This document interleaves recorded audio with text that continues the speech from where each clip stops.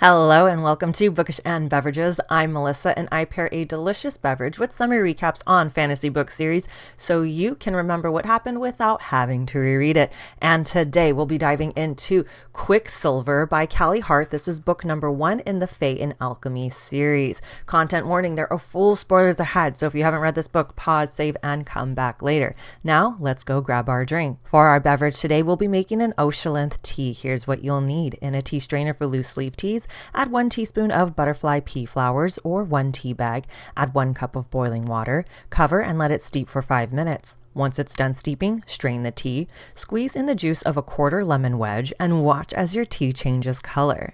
Add honey or sweetener to your taste. Stir and enjoy. Drinks in hand, let's dive into our book. In Zulvarin, aka the Silver City, it's always hot AF, the twin suns never set, and water is liquid gold. Living like Aladdin, our girl Sarah Swain is caught by a handsome guardian for merely being a peasant in the wrong part of the city.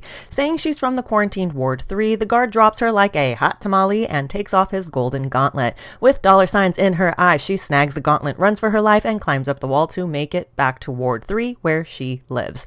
Elroy, a glassmaker and Ceres's mentor, kicks her out of the workshop when she shows up wanting to melt down the metal and make a better life for her and her brother Hayden. Speaking of her brother, she finds him beaten up outside the tavern where he gambled away their water money and his red scarf. Ceres hands him the backpack with the stolen gauntlet while she goes inside to get back what he lost to the handsome, flirty, and witty Carrion Swift. She agrees to have 1 drink with the man that gave her the best O of her life, and it turns out he already knows about the stolen goods she has. Her idiot brother is MIA, and it doesn't take long to find him, surrounded by the Queen's Guard with the stolen gauntlet in hand. Like the good older sister she is, Sarah steps up to take the blame and unleashes a can of whoop-ass on the 3 guards. Sadly, she still gets captured. Womp womp womp. Captain Heron takes Ceres to meet with the undying Queen Madra, who has ruled for over 1,000 years and never seems to age. Madra orders Heron to dispatch Ceres after she questions her about the mythical Fae.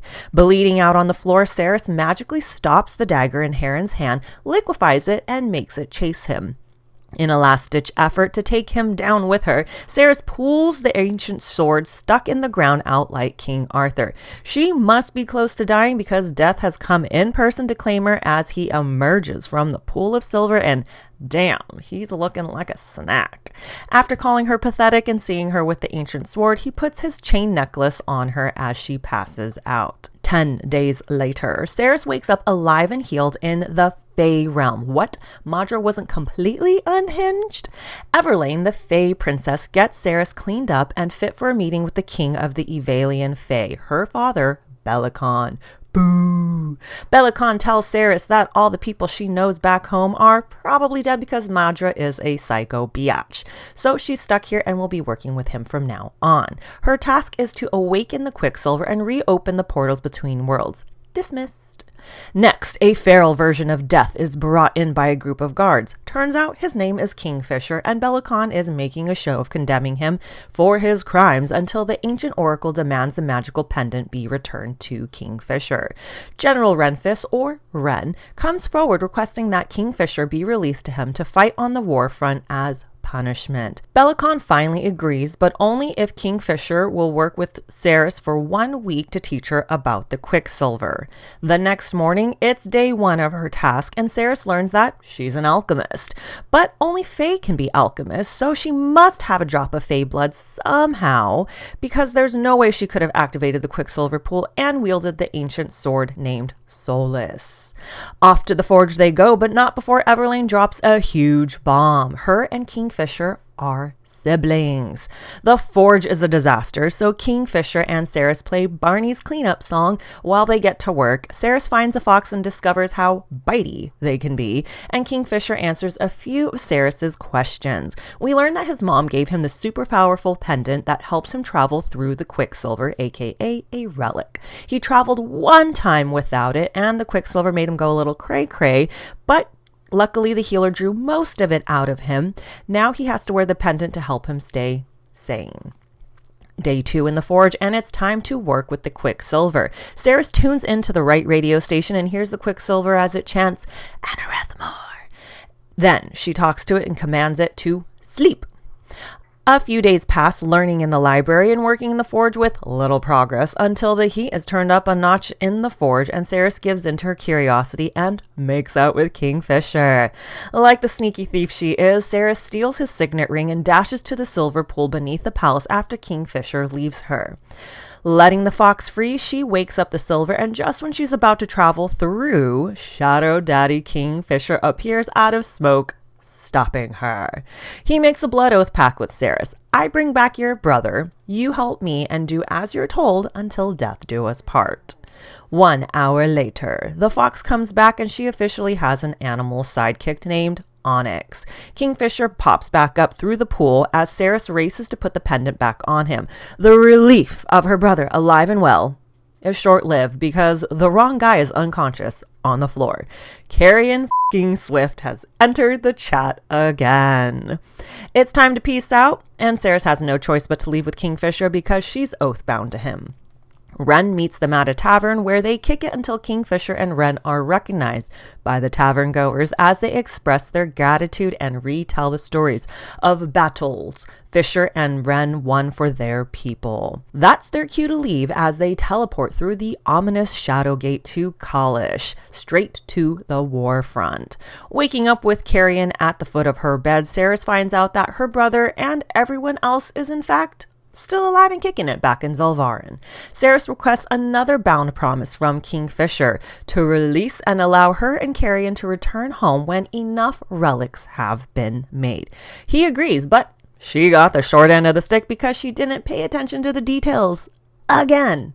Silly mortal tricks are for Fae, and now she's got to make over 15,000 relics. A private dinner for two, Ceres and Kingfisher bicker and banter until 4 Sanazrothians foot soldiers called feeders crash through the windows uninvited. They handle the nuisance, but Ceres doesn't walk away unscathed. Ceres wakes up in Fisher's bed, mostly healed from the poisonous scratches, and Kingfisher commands her to stay in bed until she's fully healed while he leaves to handle matters in Aenir, the war camp. 5 days going bedbound and 8 more days of failed attempts in the forge. Ceres gets an invite to join Fisher for dinner, and this time she's not going alone. Wren and Carrion join to witness their heated banter and growing tension between the two. The next morning, it's time for a new adventure. The humans are joining them at the war camp. After some sword fighting, Fisher brings Ceres to his tent for dinner, and the bantering continues until he passionately kisses her and then leaves her wanting. Ceres ends up in the war tent, sitting and sharing food with Carrion, while the warriors of the Lupo Proelia, Kingfisher's wolf gang, meet with Fisher for the first time since he's been back, and one in particular, Danya, is pretty pissed at him for leaving them high and dry. Ceres uses her alchemy magic to turn Danya's sword into 1,000 shards as she's about to strike Fisher. Now she's really pissed, but that will have to wait because the enemy is attacking. Down at the river, the soldiers are hammering away at the ice to stop the army of vampires from crossing the river. Good evening, Kingfisher. Is that Malcolm, the cursed king of the vampires? And he misses Fisher. Into the Shadowgate Fisher and Ceres go, ending up in Fisher's bedroom back in Kalish. Ceres asks Fisher to answer her questions and bang her brains out. But first, some answers. Malcolm is the OG high Fae vampire, similar to how all the Fae were cursed thousands of years ago. But he chose not to take the cure because he liked the dark magic and promise of immortality. He is the only one that can turn someone, and they remain themselves rather than a mindless feeder. And no, Fisher literally can't tell her anything about his time. He was MIA. Next, the enemies to lovers have a good round of hate banging. In typical Kingfisher fashion, he leaves Ceres in his room for the night with a new bird tattoo on her chest. Back in the war camp the next day, Ceres works with Carrion in the forge. No progress there. Danya is still acting like a biznatch, and Fisher has left yet again. After drinking the evening away with Lorith, Ceres finds out that Lorith was saved by Fisher when he performed the ancient rite, giving him a part of his soul, and not in the corrupt way like Voldemort and his Horcruxes. Ceres wakes up hungover and alone in Kingfisher's room in Kalish, where he's left her for a day and a half before he finally shows back up to whisk her away to a small village Ballard. They eat, drink, and be merry, or as merry as Kingfisher gets since he seems right at home with the village people. Ending the night, Fisher takes Ceres to his apartment in the village where they go to bed in separate rooms. Bummer. Waking up to screaming is never a good thing. Despite his demands to leave him alone, Ceres stays with Fisher and tells him stories of her life back in Silvaran when he rides out the paralyzing waves of pain and agony from the Quicksilver. Cuddled up in the morning, Fisher and Ceres give in to their desires and bang, bang, bangity, bang it out with a twist. Fisher bites and feeds from her and... What's this? They can mind speak to each other? Breakfast, coffee, and tattoos? Oh my! Ceres has small runes up her fingers and a design on the back of her hands and a fancy scripted bracelet running up her forearm. Nonchalantly, Fisher tells her some mean alchemist stuff, blessed one, and... not quite sure what that is yet, as they fade from her skin. She has a month to accept her cool new ink or they'll disappear for good. After more failed attempts in the forge, Ceres gives Carrion's idea a try. Asks the Quicksilver to meld with the silver. Could it be that easy? Of course it can, and Carrion is a smug bastard. Once Ceres makes a deal with the Quicksilver in Danion's shattered sword. Many hours later. With the help of Lorith casting a wolf head mold, Ceres finally finishes the sword. Holding up the sword, Lorith cuts himself on it. The rare aura is lighting up the sky, and Lorith sings the haunting ballad of the Ajun Gate. Ajun? Ajun. I'm going with Ajun. I don't know. Per their deal, the Quicksilver accepts the song, claims Lorith of the Broken Spires as worthy, and channels magic into the god sword he names Abysseith. I think it's Abysseith. Huzzah! Ain't no rest for the wicked as Ren comes barging into the tent. The bloodsuckers are back, wielding Solus, Kingfisher's dad's sword, and the one Ceres pulled out of the Quicksilver in Madra's palace. Ceres fights the vampires like a badass. The sound of victory is so sweet until they hear Kingfisher's name screamed from across the river. Everlane has been captured and enthralled by Malka, meaning he bit her, and now she's bound to him while the countdown begins, till she fully turns. Teladius, Malcolm's second in command, taunts and teases the Wolf Gang while playing messenger. Meet where you last made a deal and give him what he wants. The Alchemist. It's time to hit the books to find a way to save Everlane. Back in Kalish, Ceres successfully makes a ring relic when Telena pays her a surprise visit in the forge. On brand for Carrion, he hits on Telena, and she shows off her inked rune hands to turn him down. She's mated and married. Wait, what exactly do those runes signify? Telena tells a curious Ceres, back in the day, true mates were blessed with marks from the fates. Now we just ink ourselves to keep the tradition alive, and the wrist thing is a god binding only heard of in the romantic tragedy stories. Basically a blessing from the gods themselves, but one person always dies. Fisher, you've got some explaining to do. He lays it all out. My mom was an oracle. Before she died, she wrote about you coming into my life when I needed you most, and even drew you, but she drew you as a fae. I felt the mating bond snap into place when I first saw you bleeding out in Madra's palace. Not the best meet cute, but it is what it is. I'm planning to reject the bond so you won't have to be chained down to me when I go completely cray-cray from the Quicksilver back inside of me. Then Ceres is like, oh hell no, you're not rejecting me for my own good. I'm going to find a way to save your ass and Everlane's. Watch me. It's time for a witch hunt. Not that kind, but they do need to find a powerful witch from the missing Balkidder clan to save Everlane. One witch comes back with Fisher, Ishabel. No thanks to Danya and her foul mouth not knowing when to shut the up. The eve of Operation Rescue Everlane, Fisher whisks Ceres away for a romantic getaway for two and bang it out in his candlelit apartment. And he accepts the mating bond. No surprise here, our morally gray Shadow Daddy has left a note and a shadow gate for Ceres. Go back to Kalish with the others and be ready. I'm getting Everlane back. He's going to sacrifice himself. No, you can't. There must be another way. Carrion is like, yo, why don't we go back through the Shadow Gate when he opens it to let Everlane through? At least one person is thinking logically, and it's time to prepare. Ceres hits the forge to make a fancy sword for Carrion, and it's the perfect sword for him because it wants jokes, which Carrion has plenty of. Behold the mighty sword, Simon. That was such a great name. In the library, Everlane crashes onto the table from a shadow gate in the ceiling. And it's go time. Carrion, Ceres, and Lorith go up through the gate one by one and fall into water. Ouch. Climbing the cliff, they face a giant amphitheater with people chanting the same phrase Ceres has heard before. Anarath more, Anarath more. Release us. Heron, the captain of Madra's guard, escorts them to meet with the triumvirate, Malcolm, Belicon, and Madra, and their siblings somehow.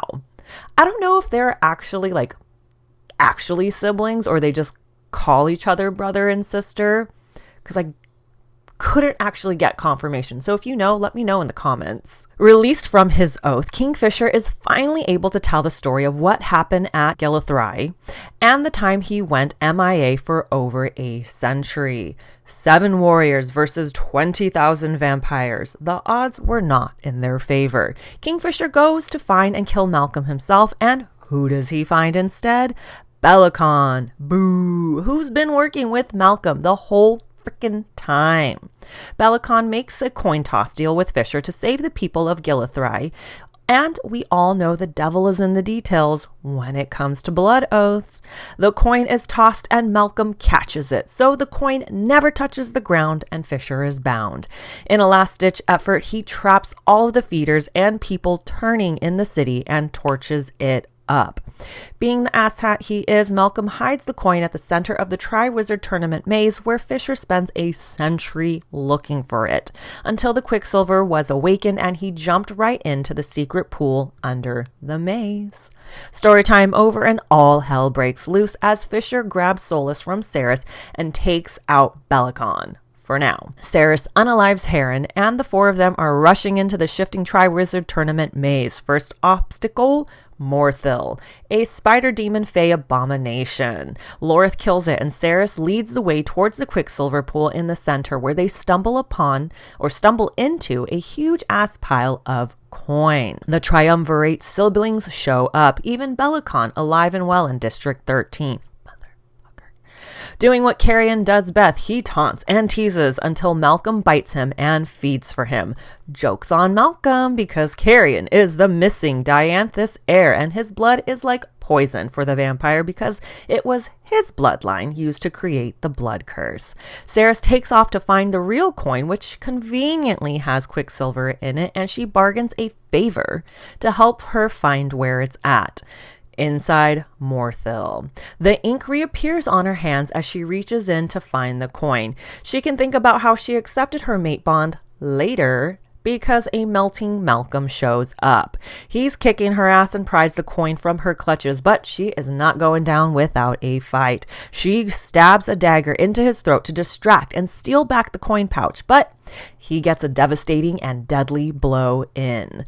Ceres flips the coin and cuts off Malcolm's head. Huzzah! On the brink of death, Taladeus and Fisher show up. The clock is ticking, and Fisher makes the final decision for Taladeus to turn Ceres before it's too late. Remember that favor Ceres owes the Quicksilver? It calls it in, and it wants an audience with her.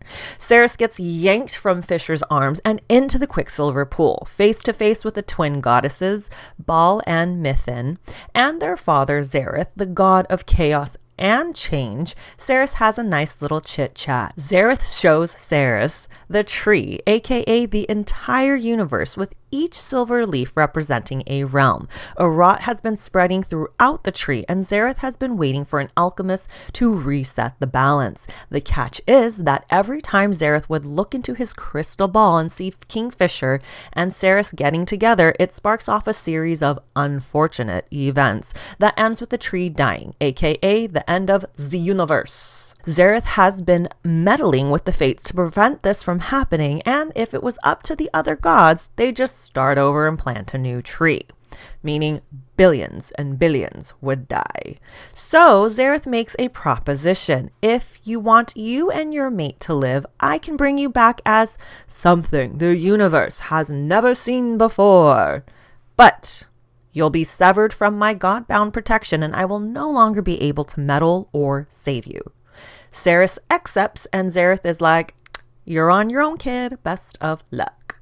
3 days later, Cerys wakes up to Teladius telling her she's half fae, half vampire, no longer a weak mere mortal, and that he's finally free from Malcolm's control. Carrion pays a visit to explain that he's the true heir to the Evelian throne and is a fae that is over 1,000 years old, who's been playing human in the Zilvarin after Fisher's father smuggled him out to save him from Belicon.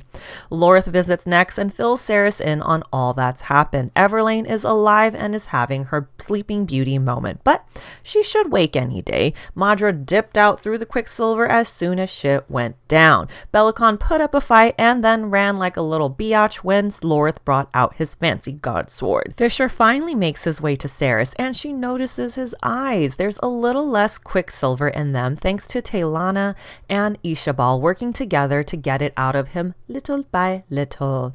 And we end with Fisher telling Cerys that she's basically the new vampire queen since she killed Malcolm and his ego was too big to name an heir since he thought he'd live forever.